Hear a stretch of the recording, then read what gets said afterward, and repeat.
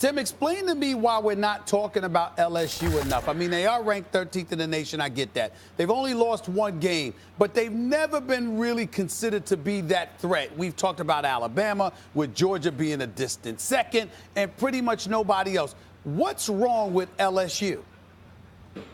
Well, I think why we're not talking about LSU is because we talk about Alabama and Georgia, and they set the standard. Listen, no one's going to live up to Alabama. They're just that much better than everybody else. And I think LSU, if they're in a different conference, they're competing for the college football playoff. But we know they have to go play LSU. They would have to get to a conference championship, which they would play Georgia again probably, and that is just a tough road to hoe. They beat 2 top 10 teams, and people are forgetting Miami's really good now, 5-1. They smashed Miami, and so and they beat Auburn at Auburn. That's a huge win. So I think people are forgetting what LSU has done, and you're hyping up so many other teams and Notre Dame, but you look at LSU's wins, and they're more impressive than most teams in the country. Let's stay right with Notre Dame, Tim. Number one, they host Pitt. They have no more ranked opponents on the schedule. So how do they avoid a trap game the rest of the season? And if they win out, can you keep them out of the playoffs? Or the playoffs? Well, they better avoid a trap game. They're not playing. They don't play a top 25 ranked team, and they've only played one in Michigan. And Michigan under Harbaugh has never won a ranked road game. Ever. Not one. And so, I think that we have to look at this Notre Dame team and say, yes, they've been impressive. They've been getting better. Ian Book has done a great job since he's taken command of the ship.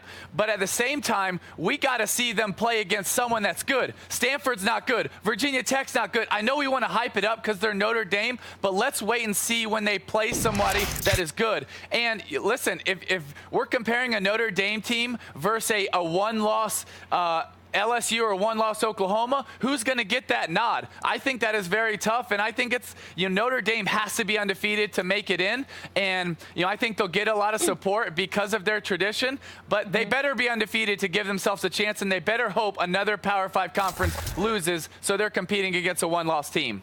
Tim, you mentioned Harbaugh. How much pressure is on him in this game against Wisconsin?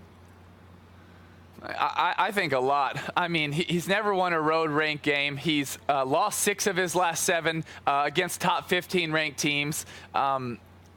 He's getting the benefit of the doubt in a lot of areas, but you got to be able to get the job done. You got to be able to find a way to win games, especially against your rivals, and that's something he hasn't been able to do. This is his opportunity against a ranked team in Wisconsin to get a victory and put yourself on the right trajectory to maybe compete with Ohio State at the end of the year. I think it's crucial. I think it's vital. He has to get it done. He has to find a way to say it's not just about hype. It's not just about recruiting. It's about winning.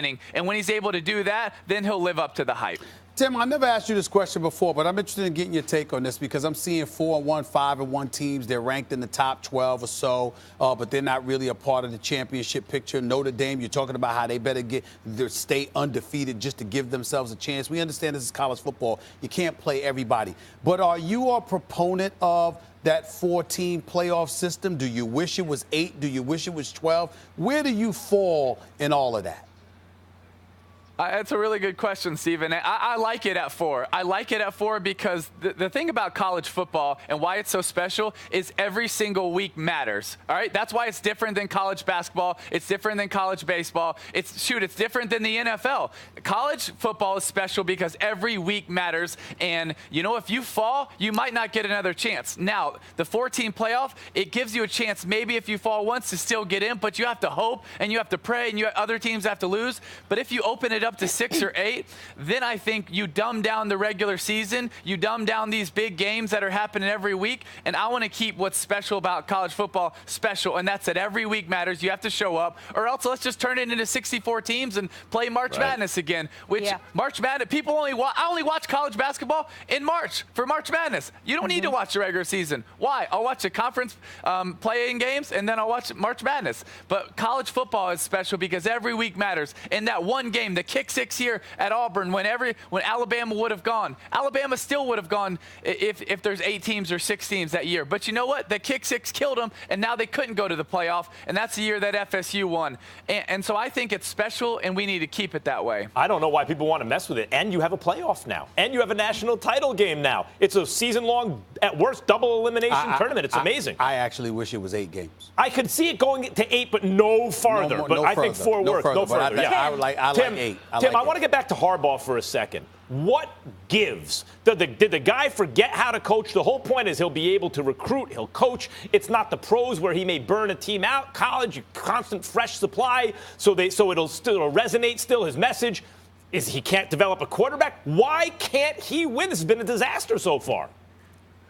I don't think he realized how good the coaches are in college football, and I don't think people really understand that. Is a lot of NFL teams are going to college football or flying to Oklahoma right now to copy Lincoln Riley and what they're doing at Oklahoma's offense. And where the trends in football get set is in college football. That's where the spread came from. That's where the fun and gun came from. That's where the run and shoot came from. It's not the NFL going to college. It's college going to the NFL and going to high school. And I didn't think he realized how good these coaches were, and now he's got to go up against Antonio, and he's got to go up against Urban Meyer, and he's got to go up against so many of these guys that, you know what, they welcome the challenge. And when he made all those statements, they said, all right, we'll show you what it's like coming to college football. And you know what, that was the same way when Charlie Weiss went to Notre Dame and we were in school, and he said, you know what, guys, we got a 14-point schematical advantage over every team we play. And you know what, we were at Florida, and I was sitting with Urban Meyer watching that press conference. We looked at each other like, oh, please let us go to South Bend. We'll see what 14-point schematical advantage you'll have. You know what? I think these college coaches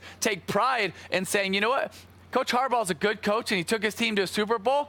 But welcome back to college football. You got to get an 18 to 22-year-old ready to come play my team. And you know what? These guys aren't getting paid. You got to motivate them. You got to get them right. You got to coach them up. You got to develop them. There's all those things that have to take place. And I think teams have a chip on their shoulder when they face Michigan and Coach Harbaugh because a lot of the things that he said and done.